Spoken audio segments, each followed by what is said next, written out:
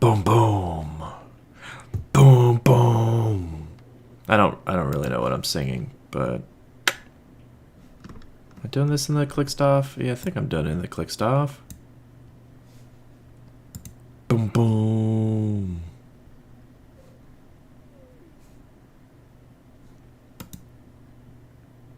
Boom, boom. Alright, I think we're good. It says I'm sending data to Twitch, but it's not quite showing me stuff yet. Oop, oop. I think Twitch is up. Yeah, I'm up on Twitch. Alright.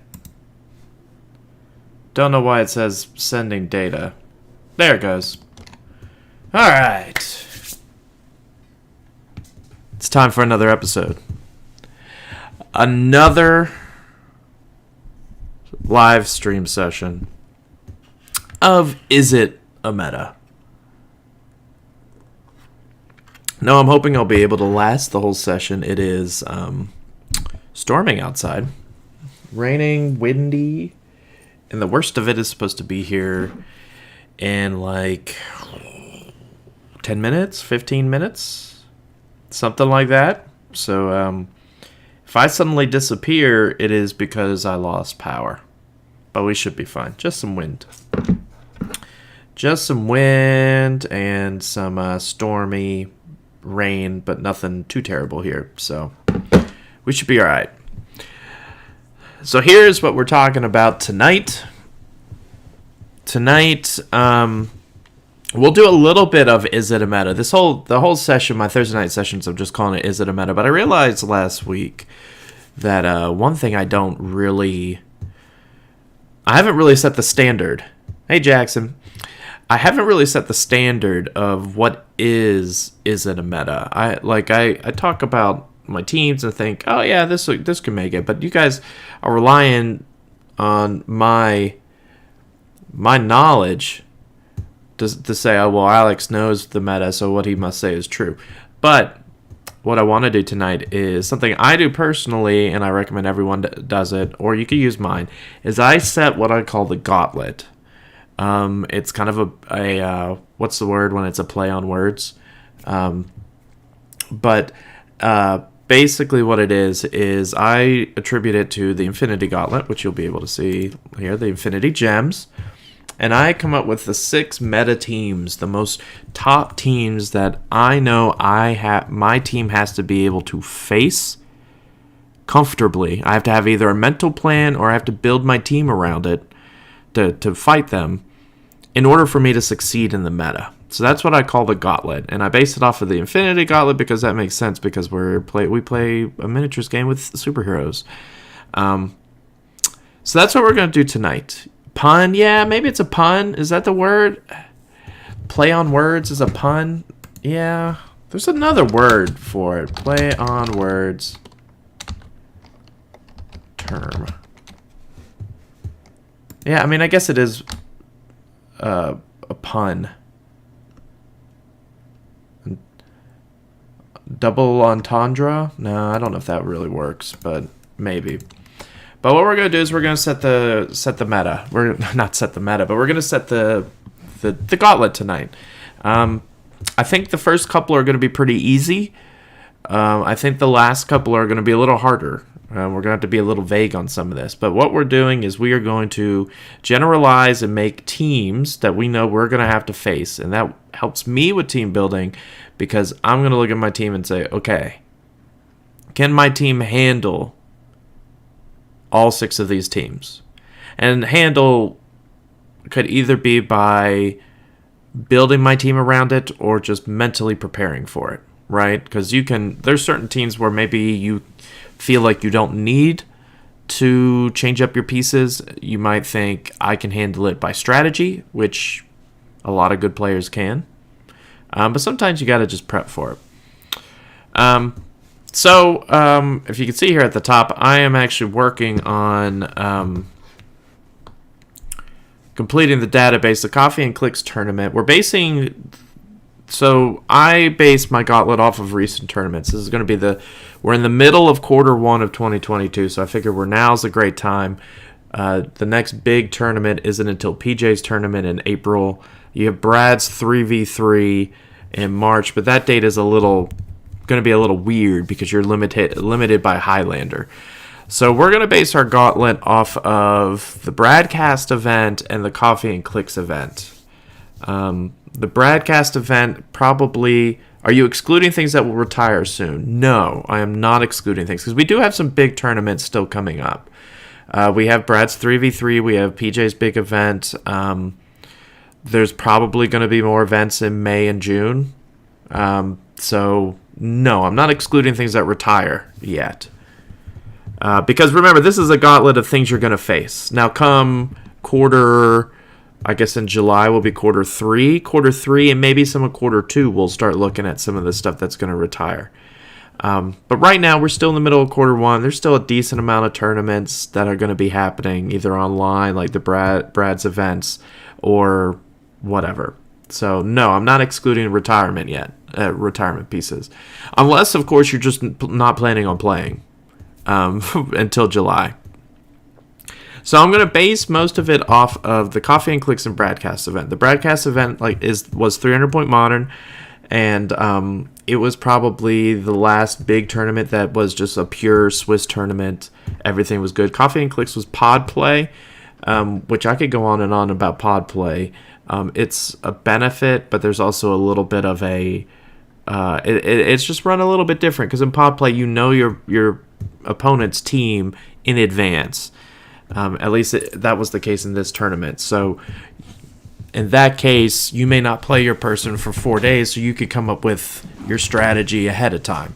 So there's a little bit of a difference in pod play. I'm not excusing Coffee and Clicks at all. We're still going to look at that. But unfortunately, I haven't actually finished. I just started the database tonight, and I don't have everything done yet. I just started it. This is the process, data entry, stuff like that. But I do have the Bradcast one, but Bradcast didn't have Empire, so that's something to keep in mind. Both of these databases and any future databases I will have on the ClickStuff page. So, hold on a second.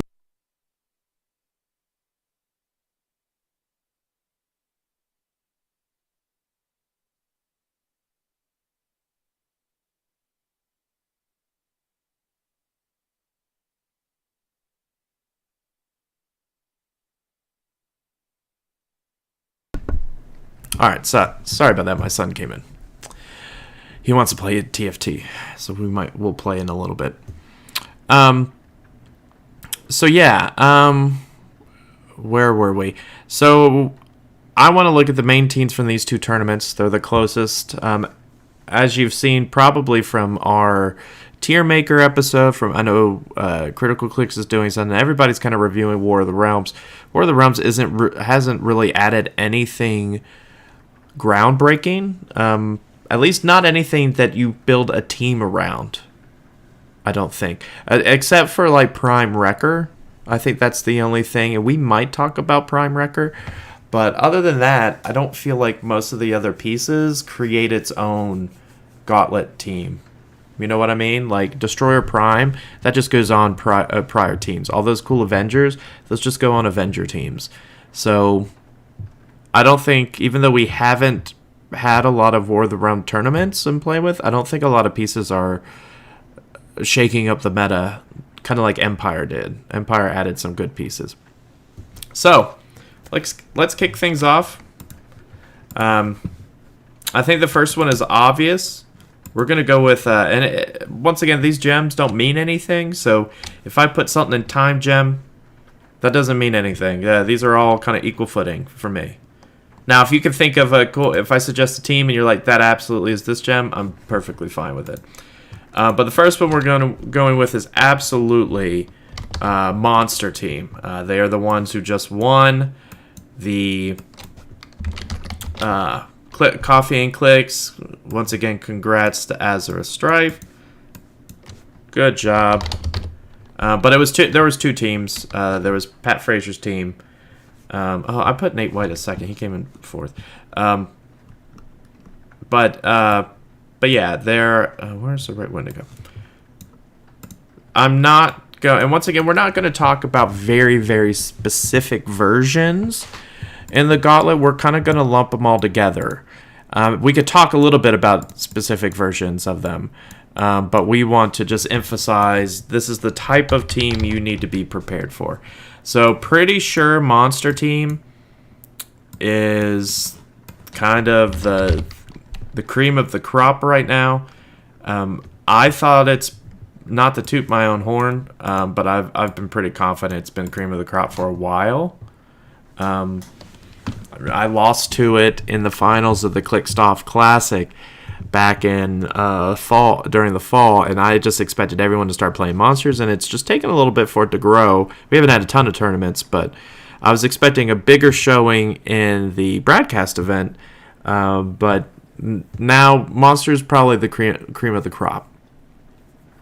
It adds the best benefit, the best figures in the game: Sky Tyrant, Scarab, Commissioner. Jubilee was Patrick Fraser's version. Bunch of Wendigos, Proteus, Prime Storm, whole kit and caboodle. A lot of point fluff. Now, I will say this about certain teams. The thing with Monster Team is it's very much built around winning map. I know Az's team is not. Az uses Venom Wolverine, and his version, he always does things a little bit different and is successful with it. So his team's a little bit different. I don't know how easy it is to replicate, because I know he practices a lot. So the general team for Monster is obviously Sky Tyrant, Scarab, Jubilee maybe, and then like just a ton of Wendigos, Storm Prime, a bunch of Proteus, some Moloids to give a bunch of Empower. But what you need to know with this team is it could deal a lot of damage, and you have to be able to deal a lot of damage back. But it isn't just damage that you have to deal, you have to also be able to target multiple people. Because you could take out Sky Tyrant, but all those Wendigos are going to be moving up pretty quickly. So you got to be able to dish out as well as take it.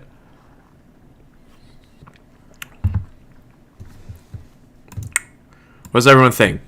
Monster fit the bill? I'm pretty sure Monster fits the bill pretty well.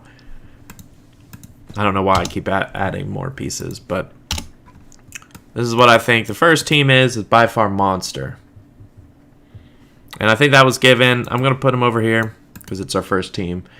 We'll talk a little bit about strategy, certain pieces to play against them here in just a second. Let's just go ahead and move into team number 2. What is everybody thinking for teams you think you're going to face? Gauntlet teams. I've got a couple in mind, but I want to hear from you guys. I don't know why I typed in X-Men. That's not what I'm looking for.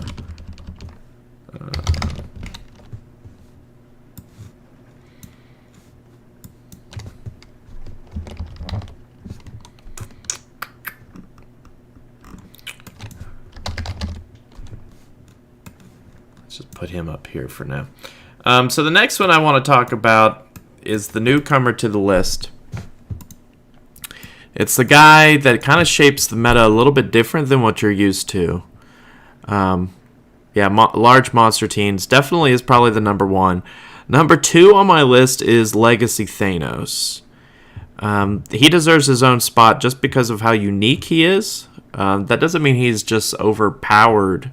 I think he's a little overpowered, but he's definitely a force you have to prepare for. Remember, that's what this Gauntlet is that the Gauntlet is saying, can I handle all these different situations? Because the likelihood of me running into these situations is pretty high. Monster teams, decent amount of monster teams in the tournament, in the Coffee and Clicks tournament. And there's just going to be more because, to be honest, it was very successful. And yeah, if something was very successful, saw a decent amount of it, but pretty successful, why would there not be more? Is what I'm thinking. Thanos has only had one tournament to play in so far. I believe there was like 7 or 8. And I think a lot of people knew Thanos was going to be big going in, but a lot of people were caught off guard by Thanos. So remember, Thanos does, like, he's the ideal tentpole. Because he does so much stuff that you're just not prepared for. And if you're watching this and don't know anything about Thanos, check out previous streams. But to remind yourself of what Thanos does, he has no powers, but he has cosmic energy, reduced penetrating damage, and then he has all this stuff that he could choose from. He's always going to get at least one of these. Maybe two. Maybe three. Oh, and if you can hear that rain, it is calming down right now outside. Oh. I think I lost YouTube. What happened to YouTube? Alright, hold on. I think I lost YouTube for a second.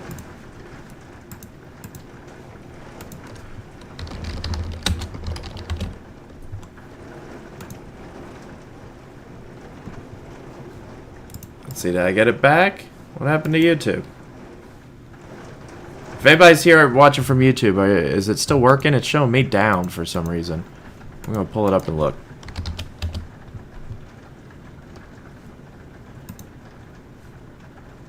Oh, no, it's showing me. Yeah, YouTube's good. That's weird. Oh, it's back up. There we go. Yeah, we're still here. Thanks, guys. I didn't go anywhere.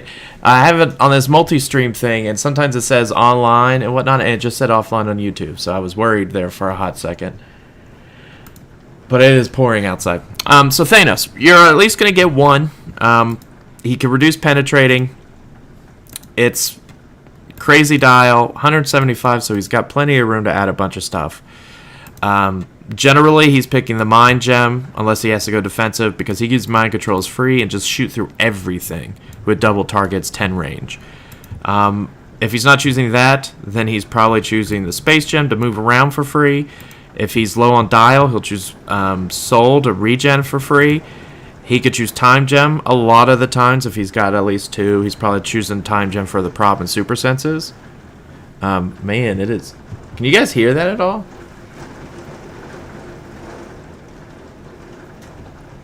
Like, I'm pretty... Like, the window's kind of over there, so... It's pretty loud outside. This is the worst part I said was coming. So, the fact that he can do so much for free is what makes him an amazing tentpole. Like, even if you double token him up, which is a general strategy, yeah, it's a ton of wind and stuff out there, Matt. It's crazy. Even if your strategy is to, like, double token him up and hope he doesn't hit his power cosmic, he still can do so much for free. If he rolls a 3, he can mind control you, phase away, and regen on even when he's double tokened, because he has all of that for free. But the key thing you're going to want to keep in mind is the mind. The mind is the main one, because it it says here, improve targeting, hindering, elevated, blocking characters adjacent, period. Mind control is free. So if he activates Mind Gem, he gets to shoot through everything for free, like shoots through everything with just a regular attack. That's nutty. So your typical barrier teams, if you have a high defense team, that might work, but you know, Demon in Armor is not a great solution because he does have a 13 attack. So it's not like he's rolling an 11 attack on things. He's 13. His biggest weakness, I would say, is that he doesn't do a ton of damage by himself. He only does 3 damage and just 2 targets. A lot of people give him Alchemical Fire, maybe Exospecs, maybe Power Gem, or they align him with a lot of shield people or other, 125 points of support, more than enough. So he needs some help in the damage department, but the key thing is him shooting through everything. And that is why Thanos, I'm not even going to put anybody else on the team. It's just Thanos. He's enough to be on his own. Different variants you might see of him. There's a cosmic version. You could even go non-theme, to be honest. A lot of people do. You could go non-theme where you play with Prime Marvel. Prime Marvel's a good magic because Prime Marvel has shield team ability and can also protect Thanos. Thanos also has decent keywords: cosmic, deity, deity, ruler, and warrior. Deity now means he could be on Spider-Man family. That's pretty big. Ruler means he could be on a lot of teams. Mike Eskew won a big tournament in Texas, playing Thanos with the Doom Chases. Which, you know, I love them Doom Chases. So Thanos is definitely on there. We'll put him over here, and he should probably be the Mind Gem. But once again, these don't matter. So I think those two were my gimmies. Like, those two are absolutely... You knew that was going to happen. These two are the ones I'm immediately thinking about when I'm building. The ones I have trouble with, like, I have a little bit of trouble with Gladiator. So, there's, like, two main versions of Gladiator teams. Gladiator-type teams. There are the X-Men versions that have Gladiator as an option. But I think X-Men teams are primarily Jubilee teams that if they lose map, they can flex over to Gladiator if they want, I think. That was the case with the broadcast event. Caleb, for example. Actually, Caleb didn't have Gladiator. He had Bishop. But I would probably...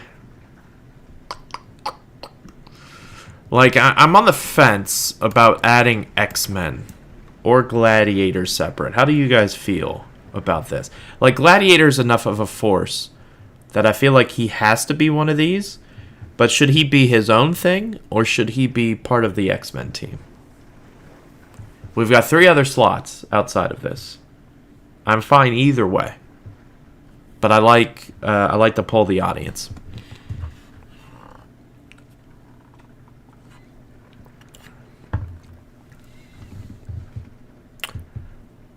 Thumbs up if you think that Gladiator should be his own thing. He's his own thing. Matt Lanier says, nah, he's his own thing. I'm thinking that's true. I know I've played a lot of Gladiator. I know Dan's played it. Refocus, his own thing. Yep. All right. So Gladiator, let's talk about just Gladiator in general, the different variants. The reason Gladiator warrants his own section is because he's one of the few pieces in meta that can deal as much damage as he does from the range that he does, and he's very difficult to kill. Thanos, his main thing is he shoots through things. Monster, their main thing is they've got Sky Tyrant, and then they've got so many other attackers. Gladiator is, he hits you once, he's really, really difficult to kill, and he's only 100 points. There are a lot of variations that you can go with. In the Coffee and Clicks event, Dan did really well with a Fantastic Four version of the team. Let me see if I can pull it up for you real quick. Dan's version...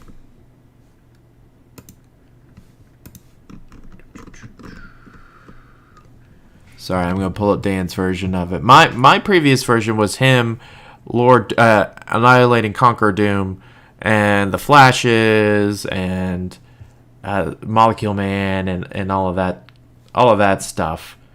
That was my version. That was like a Latveria version of the team.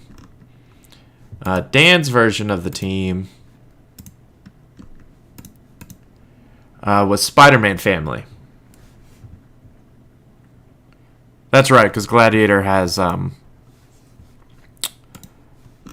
Soldier. So his version... Oh, not that crappy version. His version was Emperor Gladiator, 1776, Marvella, Mary Jane, Invisible Woman, and Human Torch in the Spider-Man family. And so he used the Invisible Woman to switch in Franklin Von Doom, High Evolutionary, Valeria Von Doom, Franklin Richards, all of that stuff. So he was able to switch in all those pieces with Emperor Gladiator to give him a ton of support. My version in the Clickstuff Classic, like I said, was more cosmic based. Him, Annihilating Conqueror, the two Flashes, Molecule Man, and I feel like there was a couple other pieces. I focused a lot more on Latverian Village location bonus, which I think is great for him. But there are other versions, though. Plenty of other versions in the Brad event. The Brad event, let me just look up Emperor Gladiator. Just to see who played him, how many there were. So there was 4 Emperor Gladiators in the Brad event. Alyssa played it on a, like... Oh, yeah, that was her Starjammers version. Ray Williams played, and then Jasper had him on an X-Men team. X-Men Shi'ar team.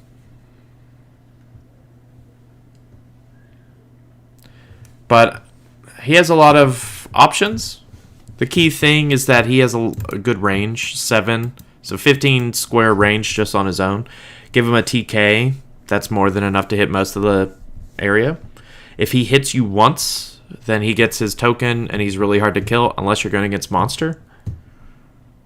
But even then, if you give him a good mastermind fodder to go to, then he can handle a lot of things. But he is, if I were to categorize him very plainly, very generically, I would say he is kind of like the Unimind. He can smack you for a lot of damage. Give him Power Gem, 13 for 6. He's your one-hit KO type of guy. Very hard to take down. If you ask about different Gladiator players and teams, most of the time they'll say that Gladiator rarely is attacked because people know that he can either just not take damage or he could just mastermind it away because that can't be outwitted. So he is definitely someone you need to plan for. Biggest weakness, absolute biggest weakness, he has to hit something to really be okay. If he can't hit anything and you could deal him 2 damage to get him to these clicks, click 3, he falls off pretty hard. Now this is dangerous click, 12 for 4, don't get me wrong. But now that he's charging, he's much more less threatening, less mobile. And the way you could get to that is he can only destroy blocking, which makes him a threat. You can't rely on barrier. But he does not ignore hindering. So that means stealth, in my opinion, is one of his biggest weaknesses.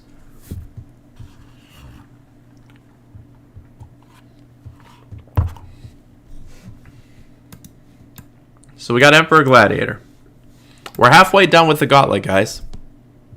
28 minutes in, we're already halfway done. I feel like it gets harder from here, though.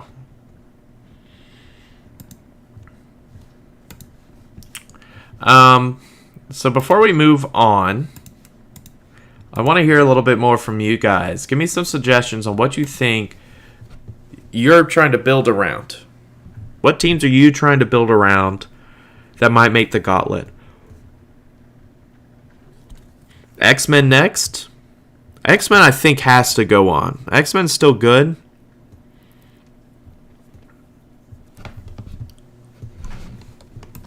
And I'm perfectly fine with having that as the next option. X-Men's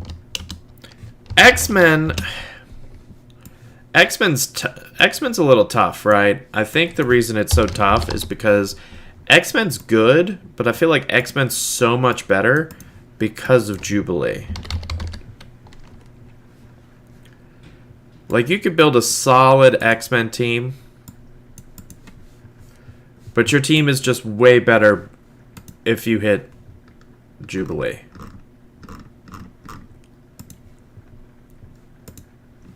But this is Caleb's build from the broadcast event. Cape Pride, Maggots, Professor X, Future, the Cable thing. Oh, excuse me. Ooh. Oh yeah, Dark Phoenix. Super solid. Now I will say I feel like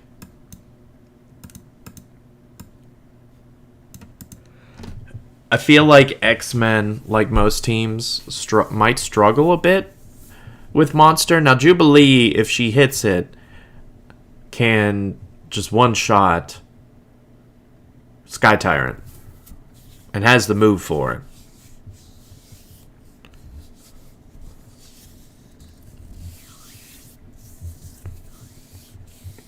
So it's really a battle of who wins map, right? Who goes first, and Monster has arguably the same or higher theme than X-Men.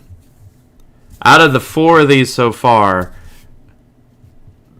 Monster and X-Men by far have the highest map bonus on average. But the concept of X-Men, it's a switch-out team.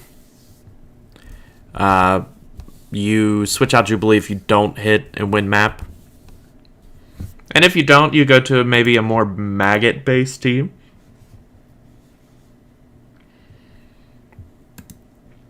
Caleb had Exodus. You could switch to Exodus, Diamond Patch. But you get a bunch of free cables. Multiple mans there to balance out the switch outs. But X-Men, I feel like, really has to win map. If you don't win map, I think it's a solid team, but not an amazing team.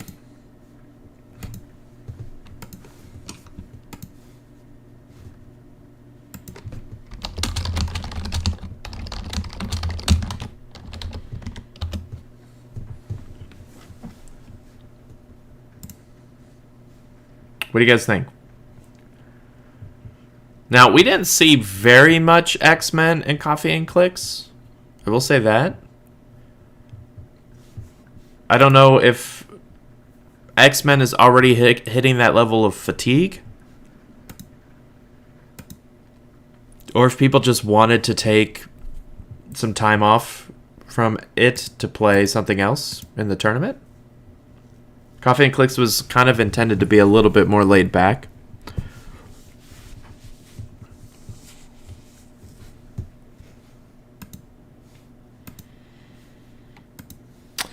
Jackson, you think Scientist is the next build?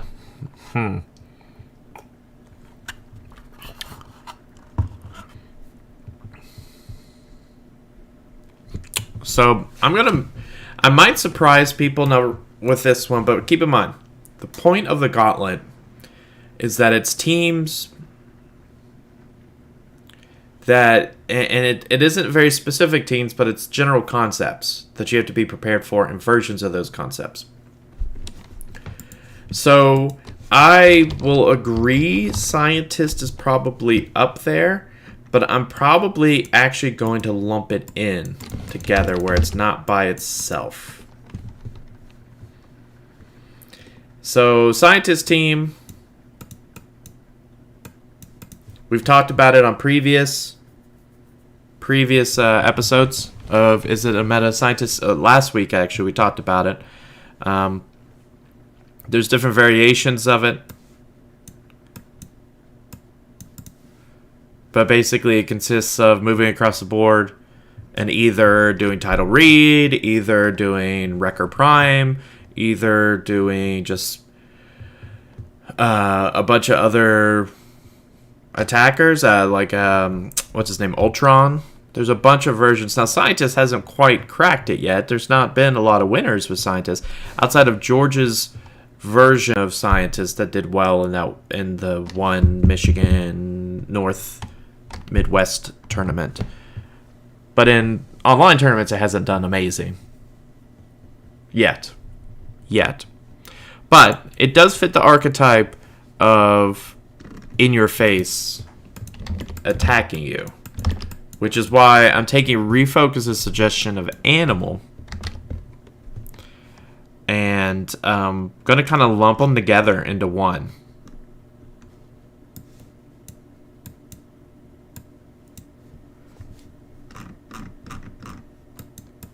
You guys cool with that? You cool if I lump them together?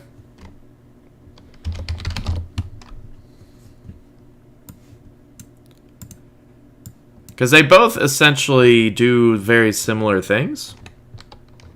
Do I have Lockjaw on here? I do have Lockjaw on here. Wow. How about that? We'll bump these guys up a little bit.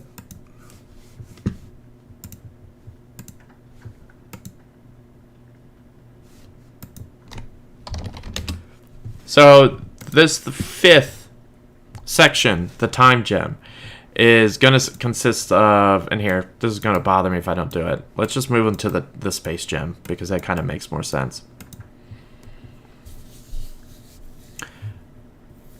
They're in the space gem because they are your alpha team. They're your hyper alphas.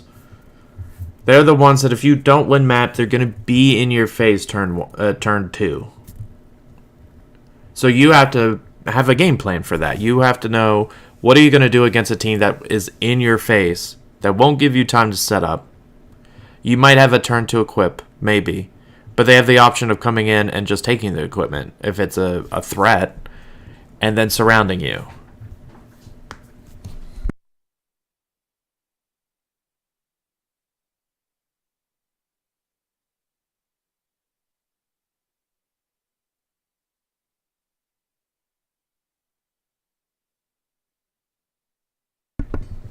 All right. So they're your alpha strikes, which makes sense. You should always prepare for an alpha strike. That's kind of what the meta has gone to, the ability to reach across the map in a single turn.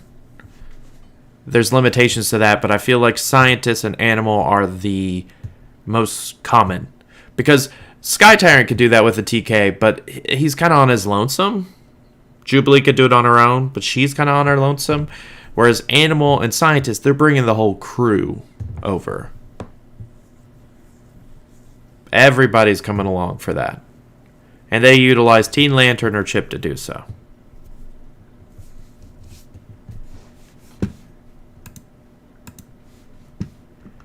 Alright, so we've got one more. I have an idea for the last one, but I would love to hear some more recommendations for the last part of our gauntlet.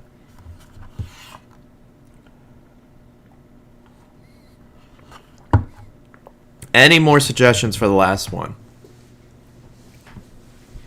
We are looking for major archetypes, so not really very, very specific teams, unless it's crazy overpowered. Like Thanos, there's different versions of Thanos, there's different versions of Gladiator, there's different versions of Monster. They all have the same archetype, but there's different versions of it. So that's why they get their own spot. I can move chat up here so it looks like I'm looking closer to the camera. So what archetype in the meta do you think takes that last spot? That last spot. Over there. Over there, way over there.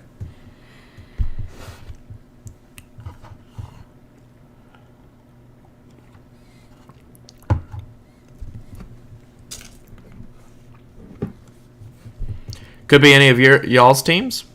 Is there any teams you guys are playing and you think, man, it's crazy?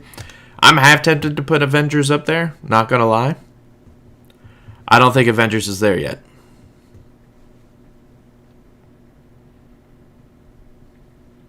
I honestly don't. Mission points? Oof. I don't know how I feel about whether I don't think mission points are there either.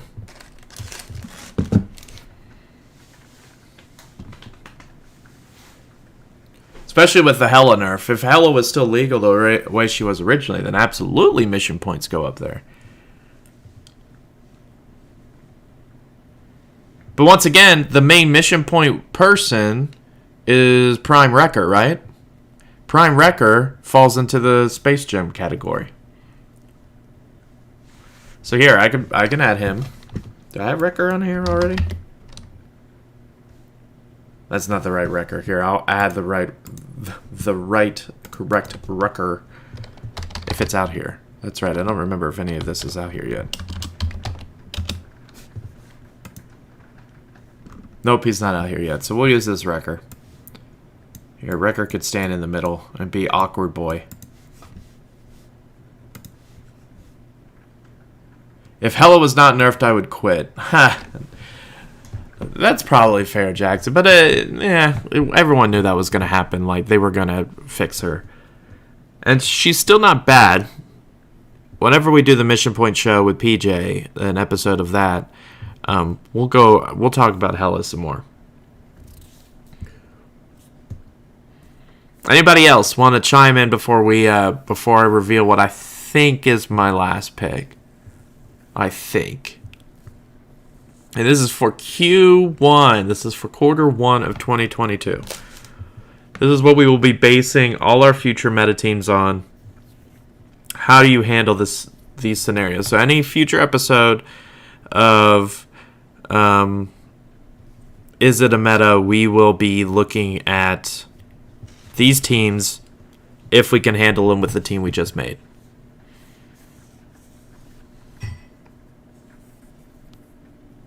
If I was savvy, I would put up a poll, but I don't even know how to do that. I don't even know if I have the capabilities of doing that.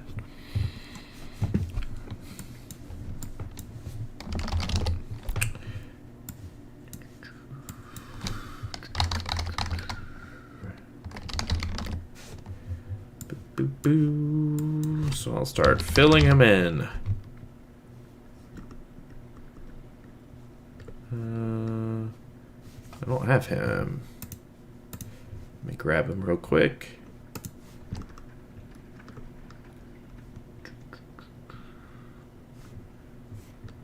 Was he in? Oh yeah, he was in that set. Save image. Okay. Sorry, I didn't have this picture here.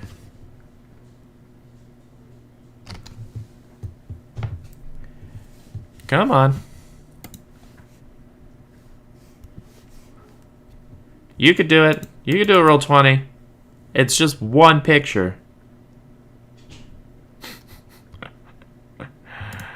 Did I accidentally, upload something crazy? I hope not. No, it's just a ping. Ping? PNG? Why did I say ping? I don't know. What? Oh, yeah.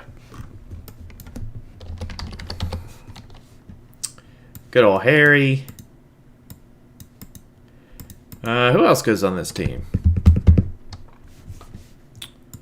Let's see. What was PJ's version?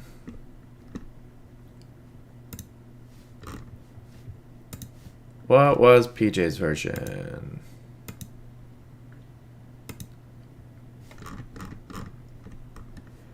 PJ's version had T'Chaka. Yeah, I'm not going to put T'Chaka on there. This is basically the core of it. So this version, the last one I'm going to put in there, this one's kind of the more of the stretch, but I do feel like it's going to see play because there was a decent amount of, a couple people that played this in Coffee and Clicks. It might be the first one to go, depending on what happens in future tournaments. But it's not, I wouldn't call it the can't hit team, like you're saying, Jackson. I would call it the high defense, the bubble team. The concept behind the team is that Green Lantern has a 19 defend. It's the one from Wonder Woman 80. Where is he? Play him at 75. 19 defend. You pop out the catcher's mitt. Give everybody ESD. You have Faust there to stop rerolls. You have Demon and Armor there to stop perplexes to attack. And then you have Harry Leland there to stop retails and to stop people from running up and punching. Because they'll just be nothing to hit. And then you can play a lot of different things. I played against Louis Ray, who played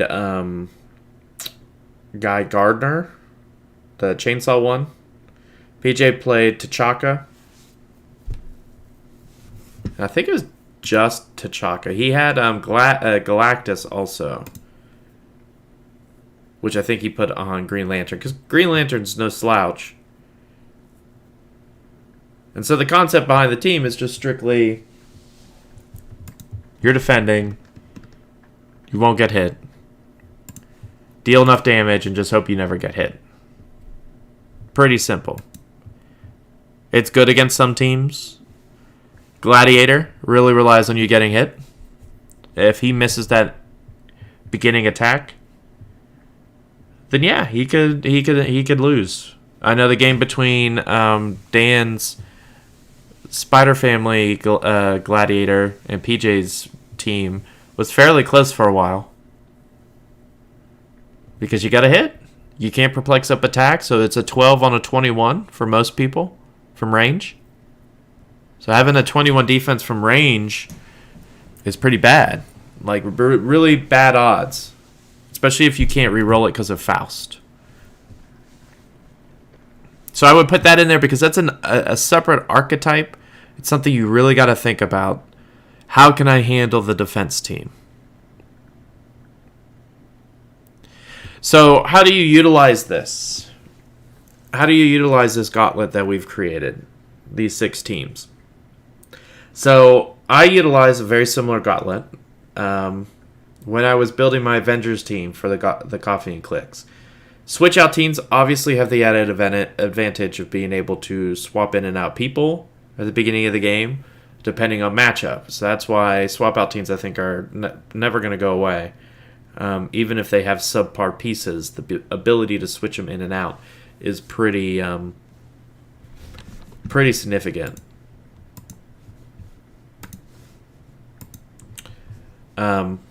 So for me, I knew going in I had to worry about Thanos. I was building around Thanos. I knew I needed to worry about Gladiator. I knew Monster was going to be there. And these were all hunches of mine. Now, part of it was because I knew my teammates were playing them. I knew I wouldn't be in sections with my teammates because I knew that's how the Coffee and Clicks tournament was going to be. But I also knew that if they were willing to play it, other people were willing to play it. And then I knew defensive teams were probably going to be there too because I knew PJ was playing it. He posted his team to a poll, and people voted that. I knew Alphas weren't going away, so Animal was probably going to be there, and I knew Jubilee was never going to go away. Same with Monster. So, how I prepared for it with the Avengers team. Let's see, do I have the Avengers team up? Let's go to the Avengers Arena. No. Just regular arena? Alright. This works. How I was building this team, the Avengers team, is I knew I had to switch. I knew I had my switch outs. I knew I had, these pieces. Whoop. I knew I was going to play. I had 2 Steves. I knew I was bringing in Venom Magneto.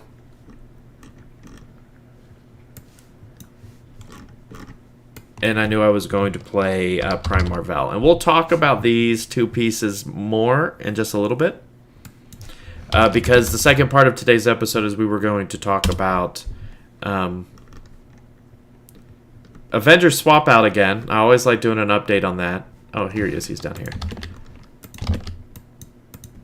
But which version is the best for Steve Rogers? We'll talk about that in a second, though.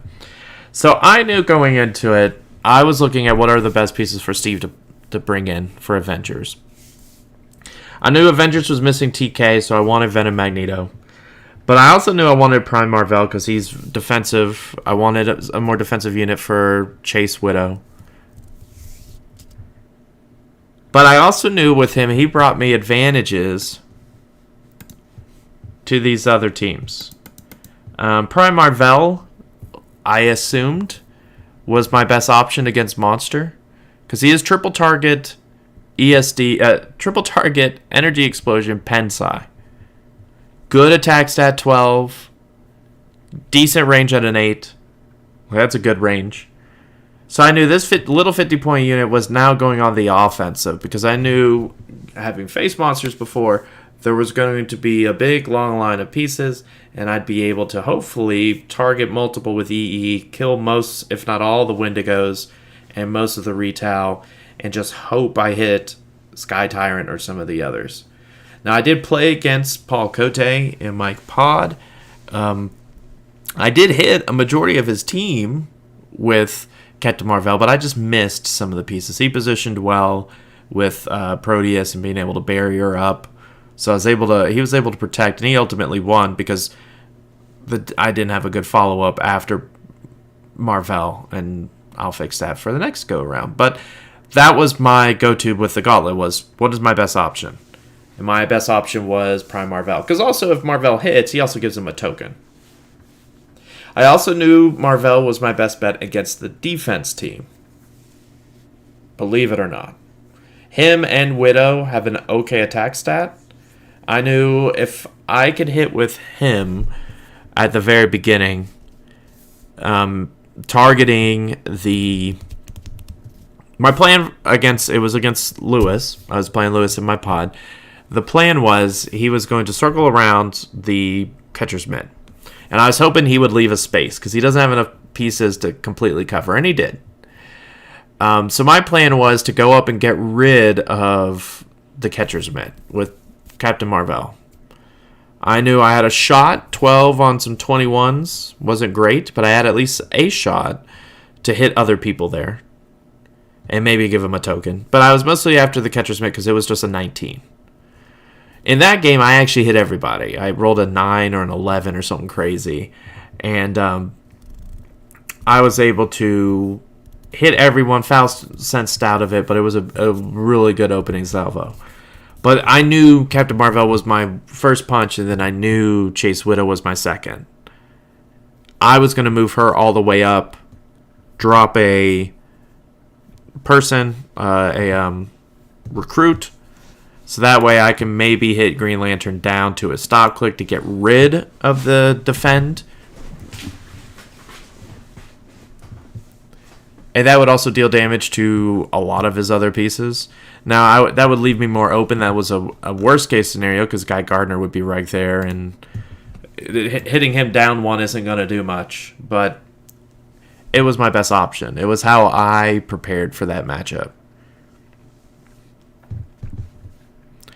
These other teams, Thanos, I prepared for with Chase Widow. Chase Widow just shuts down Thanos if you could get to him, which I did.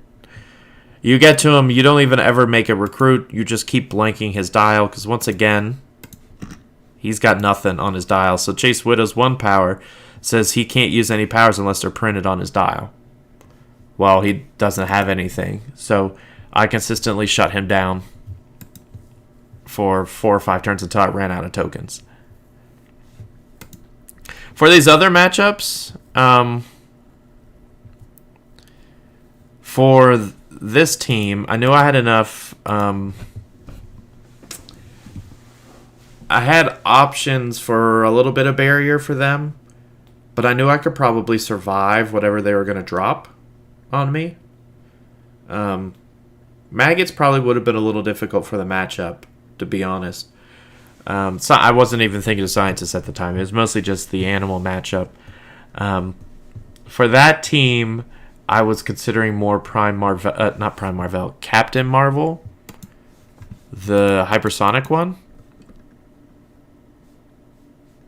Where is she? This one, because eventually they'll get me to invincible, and then they can't do anything. Can't do much, at least. Not saying it's a great matchup. I don't think it is, but it's something that I kind of prepared for. I had some options for it, but they weren't that great. And then Gladiator probably was my biggest concern, but I was also prepared for that in the sense that I knew I had an all stealth version except for like Venom Magneto. Excuse me. Where practically my whole team had stealth. So I would go to some place that would hopefully have enough hindering for me to chill in the hindering and then he would never get to me. He could never shoot me. That was my plan. But that's how the Gauntlet is a benefit. That's how I suggest looking at the Gauntlet and utilizing it.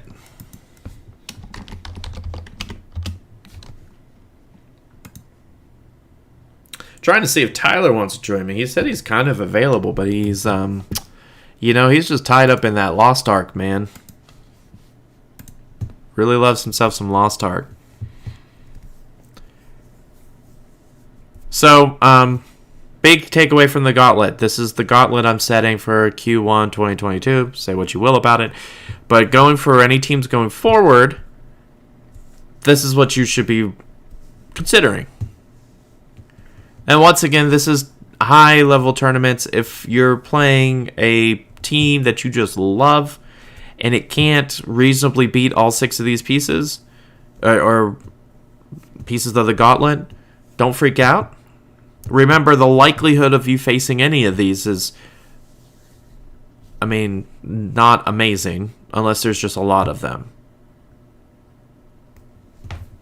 in the field. But the reason they're here is because I feel like there are going to be a decent amount of them in the field. So that's why you should be preparing for them. And you don't have to change up your team.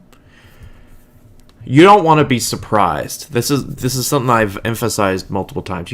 The people who succeed and do well in tournaments are ones that aren't surprised. They know, either they have researched all the teams and know what's coming, or they've worked on their team so much to prepare for any scenario. And sometimes both. So if you want to be hitting those top cuts, making them consistently, you've got to know the Gauntlet. And you got to know how your team can handle it. And if they can't handle it well, that's fine. But you don't want to show up to the game and just give up. You want to know, okay, how can I mitigate it? How can I score points? Maybe I know if I'm going against monster team, I don't have the damage output to probably win. But I know who to target to score a lot of points, and it probably won't be enough, but it'll be enough to score points. Because remember, scoring points in this type of current meta is big. Because there are a lot of low-scoring affairs. And I've been on the end of way too many you didn't score enough points. Going like 3-1 or 3-2 into the final match or something like that, and you just don't make the cut. Because you just didn't have enough points. It's the worst. Don't be like me in that instance.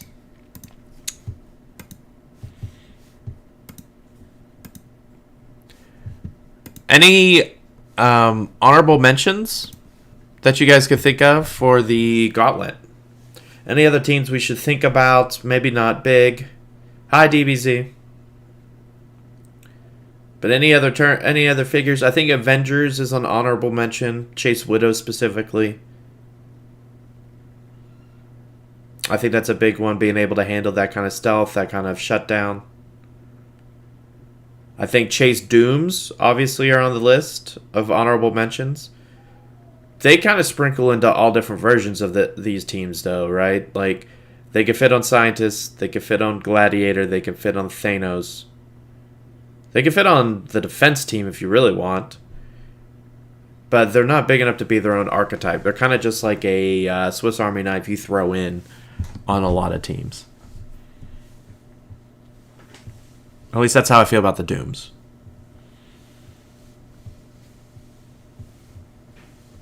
So is there any other honorable mentions you guys can think of?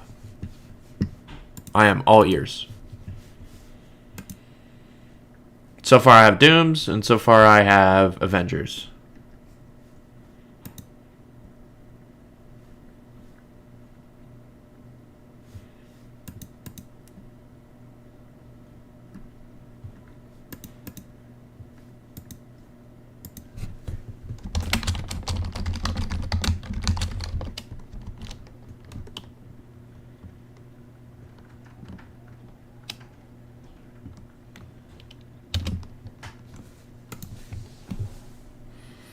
Plus 11 or 12 scientist teams.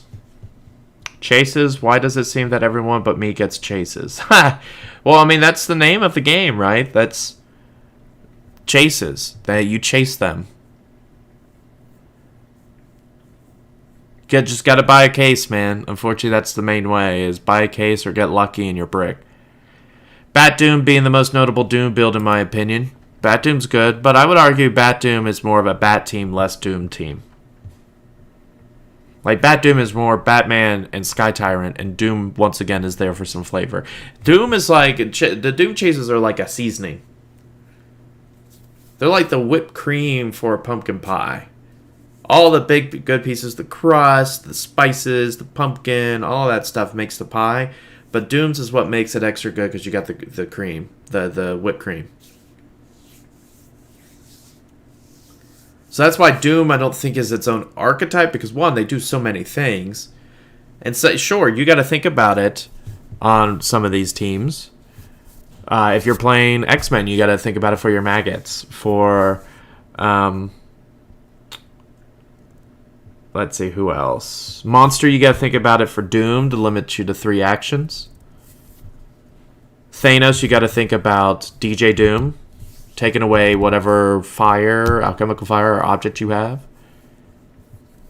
Dr. Thing, I keep emphasizing as a thing.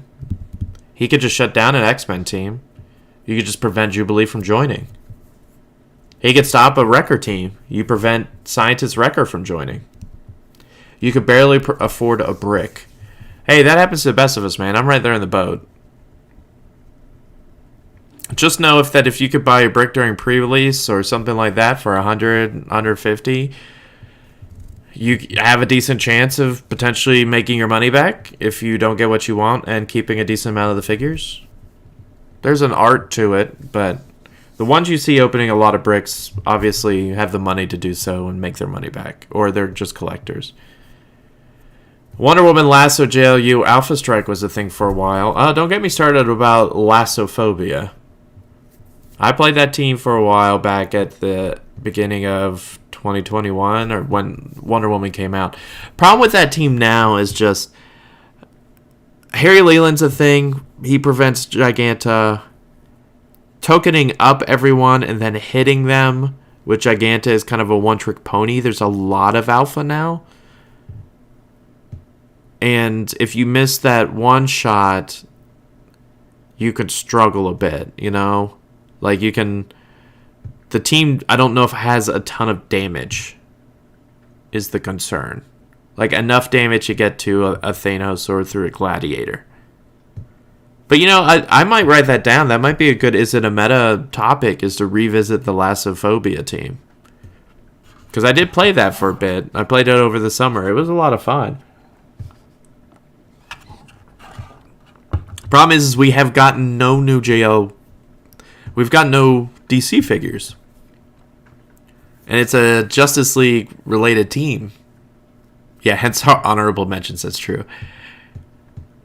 So it's not like we can add more Justice League figures. We haven't gotten any. Abominus is probably the only piece. But it was kind of around then also. But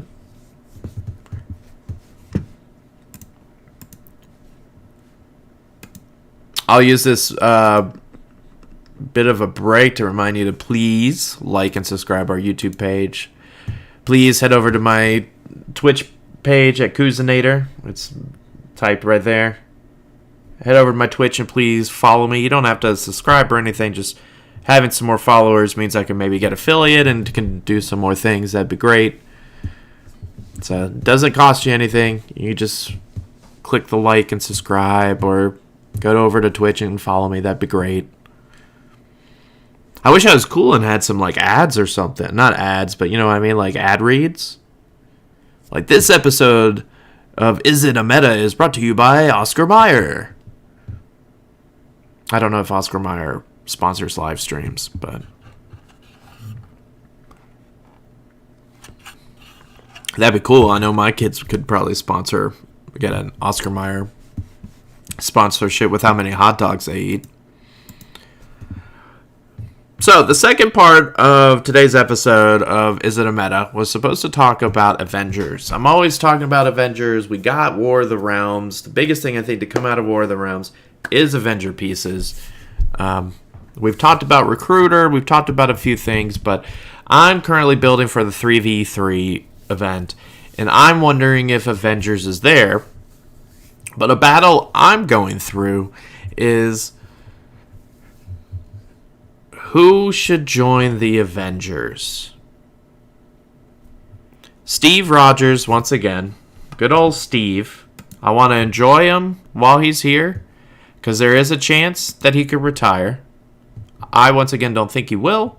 I'm hoping they go by 2020's legal and go, but there is a chance. I have to live with the fact that it might be gone. So I want to enjoy it while I can. So Steve, once again, leadership. During force construction, you may choose a standard character of 50 points or less. That character loses its printed keywords for the entire game, and then gains either the Avengers or Shield keyword. Choose one. So 50 points, must be a standard, 50 or less. That's our criteria. I want to figure out what are the absolute best pieces for me to Steve Rogers in. Now, I feel like I played two of the top two.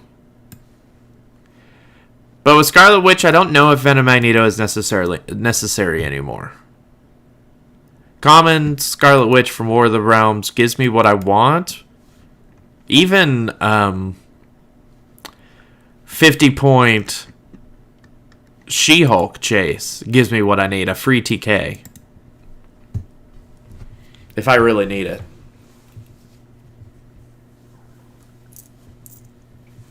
So I have options now where even though Venom Magneto is the ideal play, I don't need them. Because to be honest, having two Steves and having to switch them out is a nightmare. It limits you because you can't switch them both out at the same time because they're both named Steve Rogers.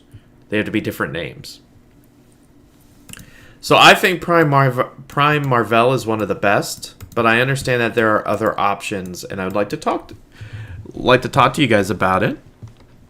Get your guys' opinions about who you think are some must-haves. Now, obviously, one of the must-haves is Sky Tyrant himself. He is one that I am considering whether Sky Tyrant is enough offensive weapon on Avengers to see play. Now, one benefit to Avengers is that I do get some free-ish objects. I get Waldo Arms for free if I switch in and switch out Superior Spider-Man. Waldo Arms, Sky Tyrant's arguably the best one besides Power Gem. I could get Power Gem or any of the other gems. Most of the other gems, I think, from all these ABPI pieces. So where is it? Where is ABPI? So if I play this 45-point Captain Marvel, I pay 5 points. I get Reality for free. That's solid. Who are the other ones? Hold on. This Black Panther for 95, a little too pricey, but he gets me any Infinity Gem. Your other options are Namor. Namor at 80 will give me Power Gem or Time Gem, and then Titania. Oh, no, sorry. She doesn't have Avengers. Namor has Avengers. So it's pretty much Namor and Captain Marvel. So I could get Reality, Power, or Time. Those are really the only three you need, right? And I could get those for 5 points. Now, I do lose some points. I don't get to use that 5 points in switch outs. So it's not ideal. If I could just stick with Waldo Arms, I'll stick with Waldo Arms. But Waldo Arms Sky Tyrant's pretty solid, right? It's the core of Bat Doom. Is there anybody that gives Alchemical Fire for free? It's like High Evolutionary or something, right? Who gives Alchemical Fire? It's not High Evolutionary. Isn't there someone who does Alchemical Fire, or am I crazy? It's like Wizard? No.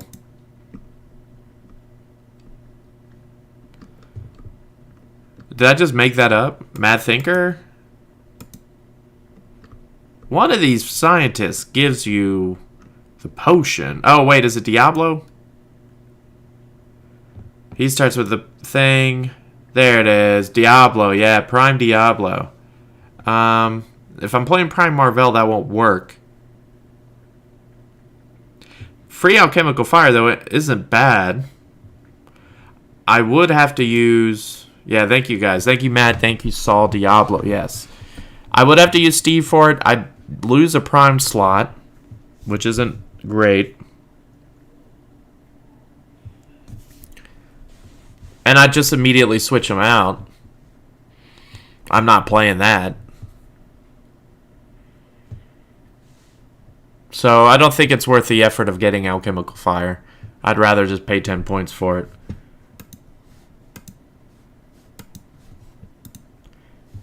So these are my 3 main ones. Who else should I bring in? Molecule Man, maybe?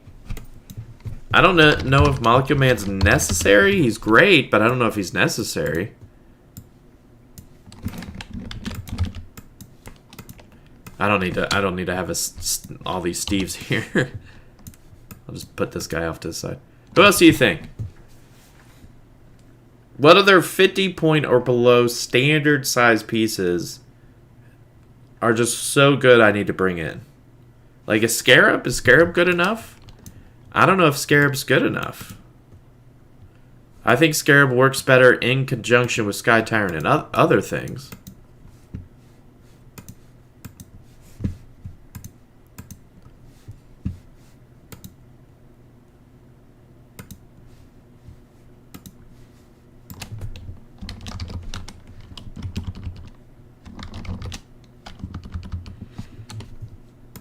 What do you guys think?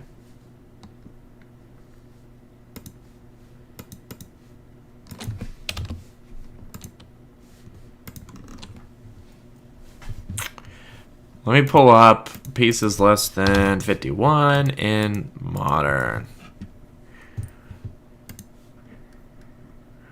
And let's just see if there's anyone that I'm just forgetting. Plain out forgetting. Maybe Leland might be a tier 2 choice. I don't hate that. I don't hate a Leland.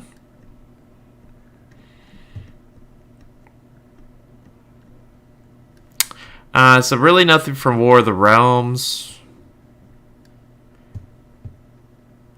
Like, most of these are Avengers anyway. Can't bring in Surtur or Ymir. T'Chaka 2? Maybe. Alright, got Captain Marvel. Demon in Armor. Like, don't get me wrong. I like Demon in Armor, but I just don't know if he does enough to warrant a switch in. And I guess that's a good question, is what is the purpose of someone to add to a Avengers team? What do I need? And I think the main thing is I need another attacker, primarily. That's why I have Prime Marvel. He does 2 things. He's a defensive person, and he's an attacker.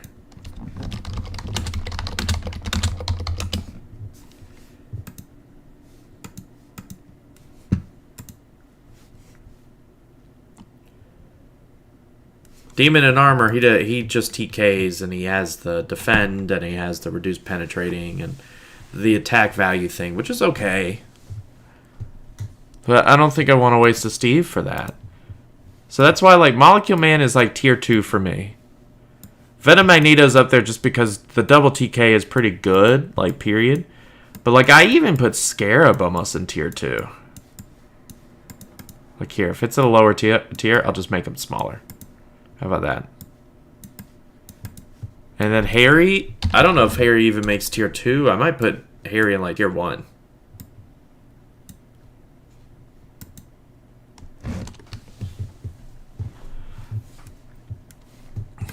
Let's go back. Let's look. Lockjaw. Okay, so this one's a good one to discuss. Lockjaw. So for the Coffee and Clicks event, I was strongly considering playing Lockjaw, bringing him over, giving me a mastermind person.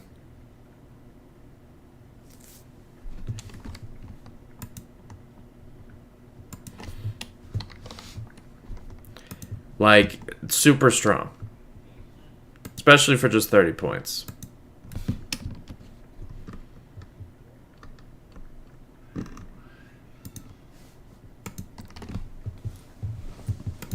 The problem is I was too scared to go against an Annihilating Conqueror. Because Annihilating Conqueror takes away his keywords. Like, keywords that aren't on his card. And then he's useless at that point. He's just he can body block. Which I guess is fine. But there weren't a lot of Dooms played. So I think my fear wasn't worth the fear. So I think I'll bring him back up to here. Up to tier 1. Because he's low points. He'll be able to carry a decent amount of people up. 4 people. They can all mastermind to him. Which is huge for something like Chase Widow or some of these other pieces. So I might need to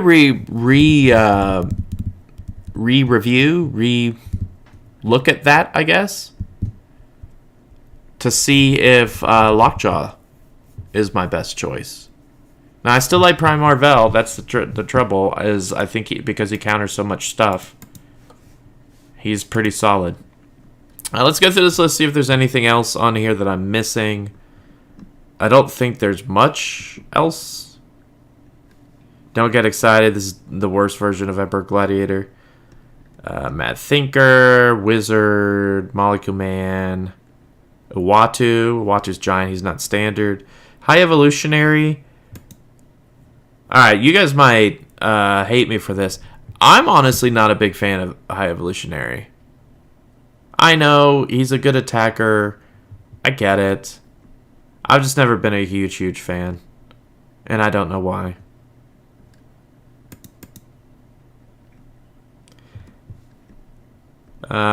Bishop, maybe? No, Bishop's just not as good as he used to be. I don't know why. Oh, all the alpha. Maggot?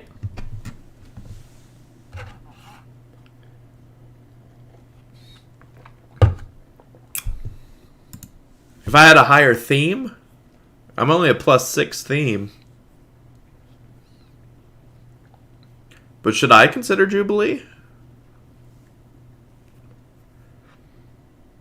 You know, honestly, I don't hate that. +6 isn't great, though.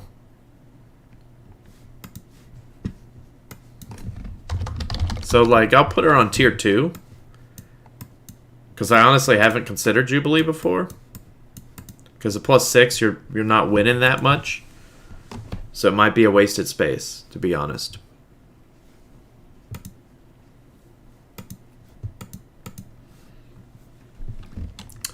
None of these guys. Mary Jane. And could you imagine if we get something that adds... I mean, we don't have any Spider-Man family that just adds named keywords. But, man, that'd be awesome if we had one for Avengers. 1776. Meh. Really? None of these... Black Leopard already is on Avengers, so he doesn't need it. Valeria Von Doom, meh. The Thing? Be able to bring him in and then switch him out, but you get the Buzz and Chuck?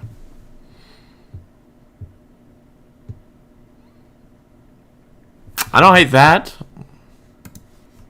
Do I have him up here? No, I don't have him up here. I think that's a tier 3, though. Where's Dad Thing? Give me Dad Thing. I think that's a tier 3. Oh.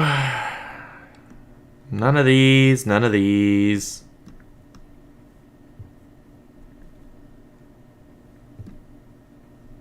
Ultron, I wish. Danger Room figures.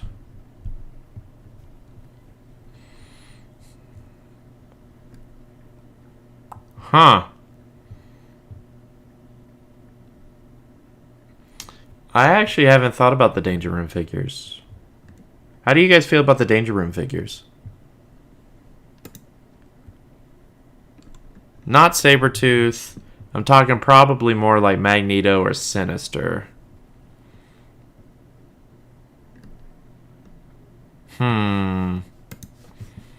Just so I don't forget they exist, I'm going to put them out here. I think they're tier 3.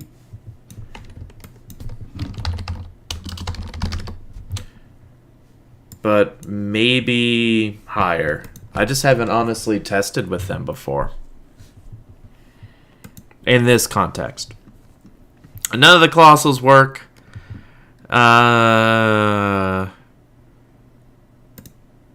Gardner. I feel the same way about Danger Room figures as you feel about a High Evo. That's fair. That's real fair.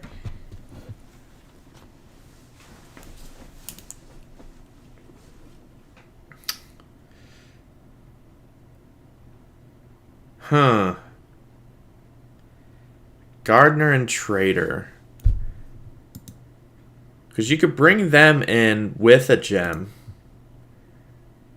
And then if you don't like the matchup, just ditch them. How would Gardner do in the current meta? Alpha's bad for him.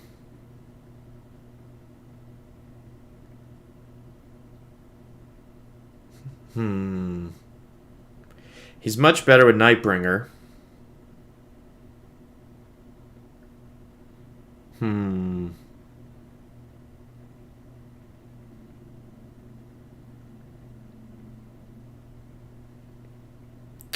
He might be good against Thanos.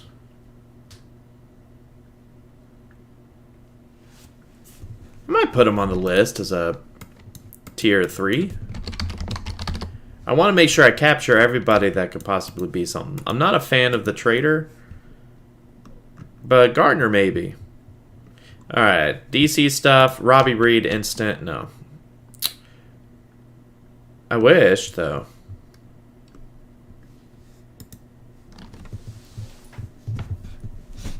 You know, sometimes I wonder... I mean, Robbie Reed just isn't that good, right? I keep going back to him wondering.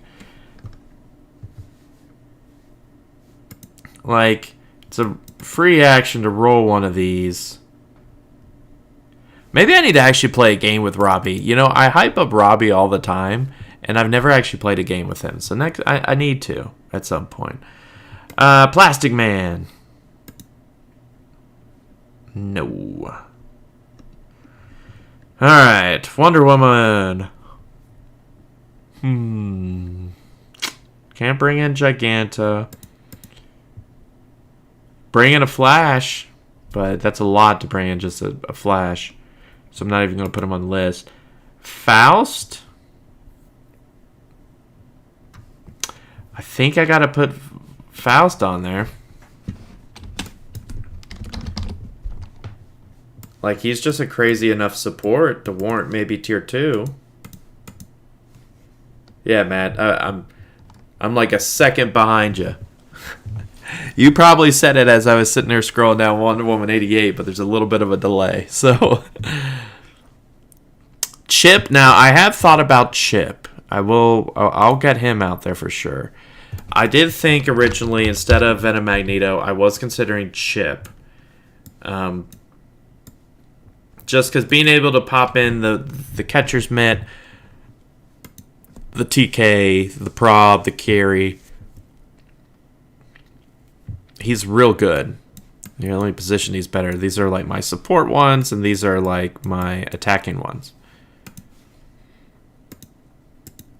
Commissioner.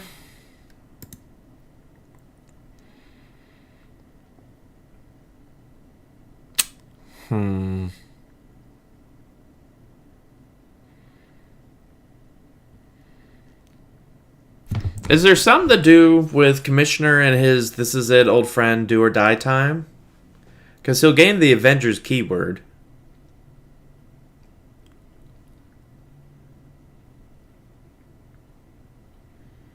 Is there something there?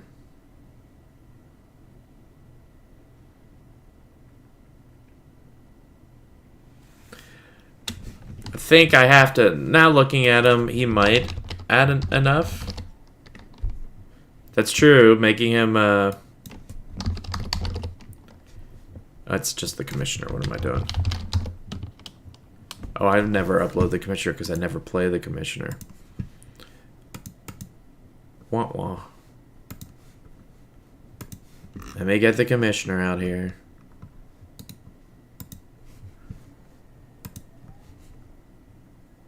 Doop doo doo doo. Commissioner.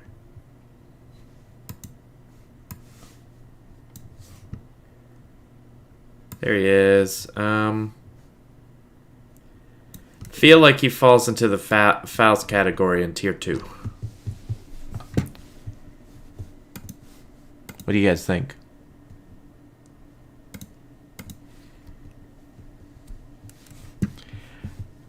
Who else we got? Anybody else we need to consider? None of these guys really. JLU.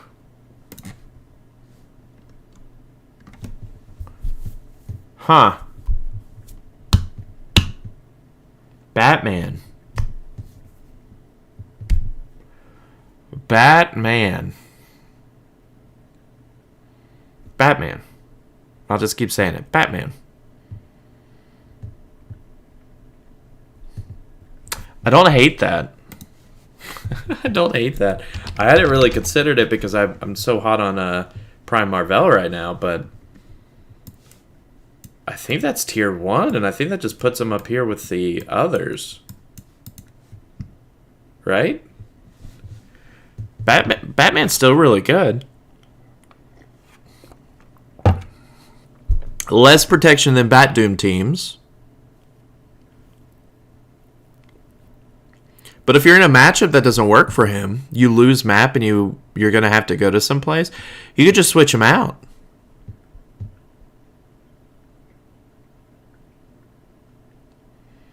Are we about to make a Bat-Vengers team?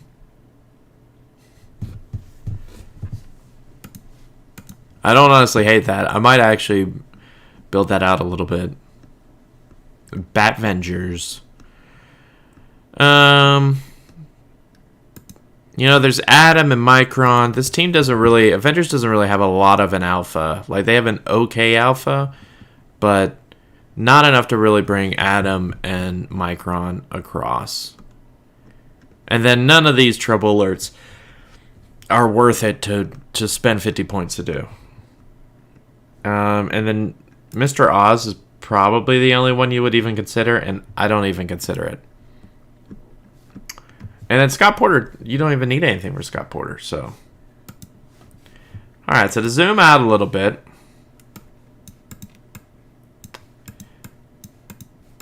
Let's make this a little bigger. For my Steve Rogers team. Here's tier 1, here's tier 2, here's tier 3. Did I leave anybody out? Is there any 50 point or below attackers that are just insane? Because I think with Avengers could use with a little bit more offensive power. That's why I like Prime Marvel. That's why I like Sky Tyrant. That's why I like Batman. Sky Tyrant I feel like is maybe too prepared for. Maybe.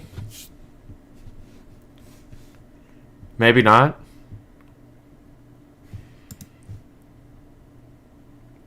Everyone was prepping for Batman for a while with Dan, but with the Bat Doom team, but not a lot of Bat Dooms anymore.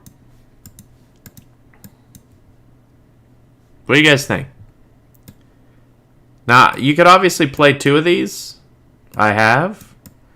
I don't know if I have enough room for, like, these 2. Let's see.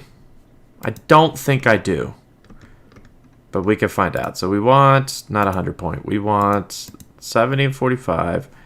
We need Steve's. Boom, boom. No, I don't have enough room for both. Now, if I take Captain America down, then I could. But you really need Captain America in order to get some of the other pieces. So You could not do Sky Tyrant and Batman, because that's 90 points, and I have 85. Wah, wah. Same with, you can't do Sky Tyrant and Prime Marvel. Now you could do something like Chip and Batman, because Chip is only 35. You could do Venom Magneto in one of these, and you could do Lockjaw in one of these. So this actually works out that you could have 2 Steves and any combo of column A and column B. And if you need Molecule Man, you can throw him in. If you want Commissioner...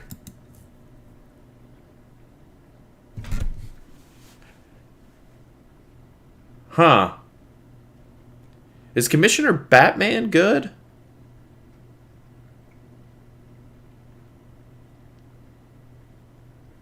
Is there something to be said about a Commissioner and Batman?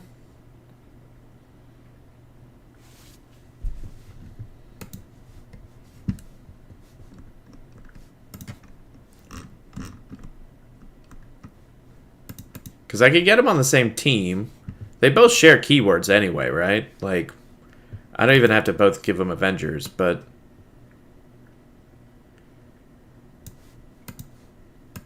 But they both have Gotham City and Detective, so I mean... Why isn't the Commissioner and Batman being played more? Just because there's no Gotham City or Detective teams? Or police teams? What do you guys think?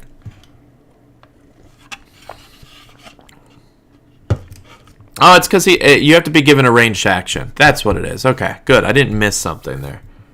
You have to give a ranged action for Batman to do something, and Commissioner only gives him an attack. That's right. I remember this whole conversation. It's coming back to me now. See, that's why Commissioner's in Tier 2.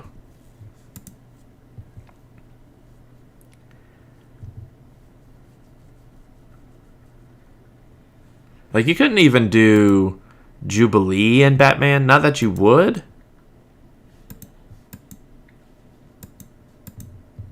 But maybe Faust? See, this is the conundrum of Avengers. This is why Avengers is not a team that's really been solved. And this is why I've been focused so much on Avengers, because I just feel like there's so much there. It would be played if knockback damage was a thing.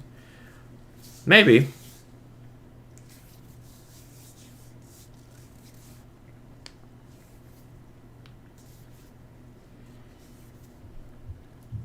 Maybe. So if I was going today to think about my team and to think about if I want to bring in 2 Steves. This is what's so hard about Avengers is there's so many options. It's almost like you're, what is it called? Like option paralysis or something? Choice paralysis? Decision paralysis. That's what it is. Yeah, choice paralysis. It's where you have too many choices and you don't know what to choose. So for me, I look at this and I say, okay, Prime Marvel's great, Sky Tyrant's great, Batman's great. I like any of those options. I think Avengers will be solved after Disney Plus. No, I think Disney Plus is going to make it worse. Worse as in, like, more decisions. Like, we're going to get a lot more Avengers. And it'll be even harder.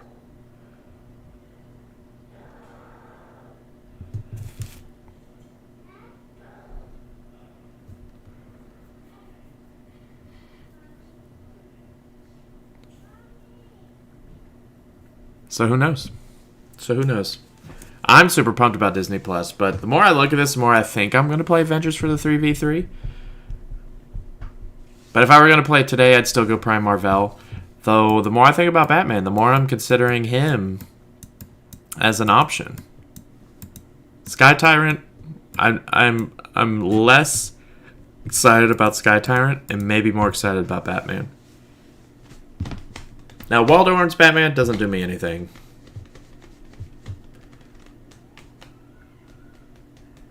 And I forgot about Lockjaw because I purposely put Lockjaw in a separate set of my head because everyone's playing Dooms, but not everyone's playing Annihilating Conqueror anymore. So, Alright,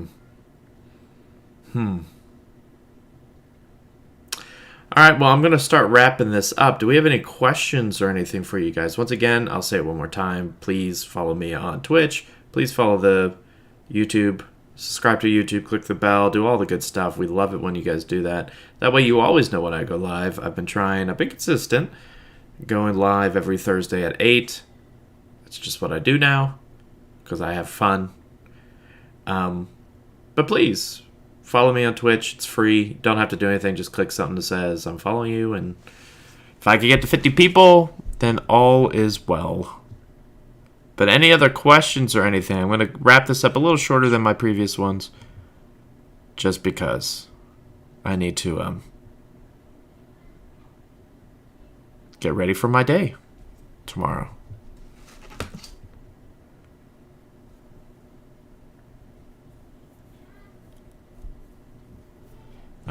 Once again, to recap what we did today. We ironed out my choices. Go to prom with me. Listen, I'm a little old for that. I mean, I'd be fun. We could talk about HeroClix for a while, but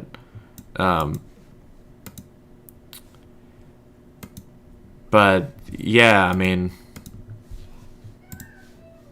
I've watched enough TikTok. I could probably do some of those dances.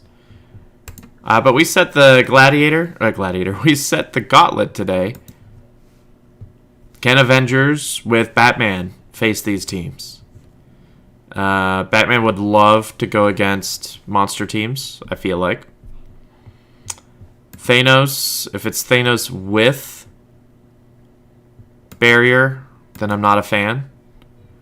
But even without Barrier, I don't know if Batman's a better choice. I just have Chase Widow, so that's not that bad. Gladiator mind controlled is nice. This team would probably give me hiccups. You know, the being right in my face. I probably wouldn't play Batman. I'd probably switch to something else. Against this team, yeah, I'm torn on Prime Marvel or something else. You know, Batman against defensive teams isn't necessarily bad either. He's a 12 attack. I'll really have to think about this Batman thing. Prime Batman, because I don't play any other Primes on the team. Except Prime Marvel. I only bring in Primes. I don't play Black Leopard. I don't play Ultron Pym. My Prime's usually the bring-ins. And there's not really any Primes in War of the Realms that I'm interested in. Like Record 75, Gamora 60, Destroyer. I mean, I'm not going to put Destroyer on the sideline. I don't have enough room.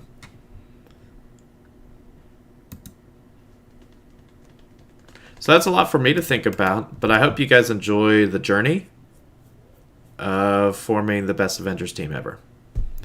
And with that, I'm going to sign off. I will see you guys next week, next Thursday.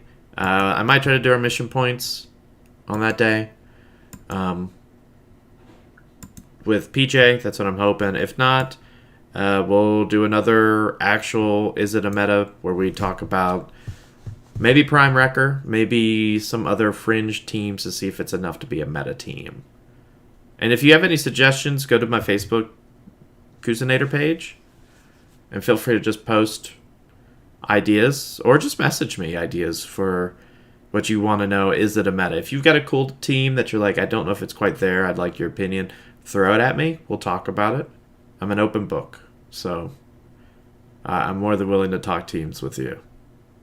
But with that, I'll sign off. Everybody have a great night, and I will see you guys next Thursday. See you.